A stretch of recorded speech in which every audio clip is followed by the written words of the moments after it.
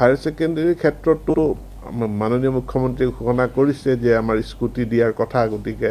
এই স্কুটিখিনি এতিয়া কিমান সংখ্যা হ'ল তাৰে ভিতৰত ফাৰ্ষ্ট ডিভিজন মানে যোৱা বছৰো আমি স্কুটি ফাৰ্ষ্ট ডিভিজন মানে আমি নাই দিয়া আমি দিছোঁ এটা নিৰ্দিষ্ট কাট অফ মাৰ্ক কাৰণ এইটো বাজেটৰ লগত মিলাই নিৰ্দিষ্ট কাট অফ মাৰ্কৰ ভিত্তিত স্কুটি প্ৰদান কৰা হৈছিলে আৰু তাৰ কাৰণে এইবাৰো বাজেট আছে গতিকে আমি ছাত্ৰ ছাত্ৰীসকলক স্কুটি প্ৰদান কৰা এই কামখিনি আমি আগুৱাই নিম আৰু যিসকলে ফাৰ্ষ্ট ডিভিজন পাইছে তেওঁলোকক কেনেধৰণে আমাৰ আনন্দৰাম বৰুৱা এৱাৰ্ড দিয়া যায় এই গোটেই বিষয়টো মাননীয় মুখ্যমন্ত্ৰী ডাঙৰীয়া এই সম্পৰ্কে সিদ্ধান্ত কৰিব হায়াৰ ছেকেণ্ডাৰী ক্ষেত্ৰতো মাননীয় মুখ্যমন্ত্ৰী ঘোষণা কৰিছে যে আমাৰ স্কুটি দিয়াৰ কথা গতিকে এই স্কুটিখিনি এতিয়া কিমান সংখ্যা হ'ল তাৰে ভিতৰত ফাৰ্ষ্ট ডিভিজন মানে যোৱা বছৰো আমি স্কুটি ফাৰ্ষ্ট ডিভিজন মানে আমি নাই দিয়া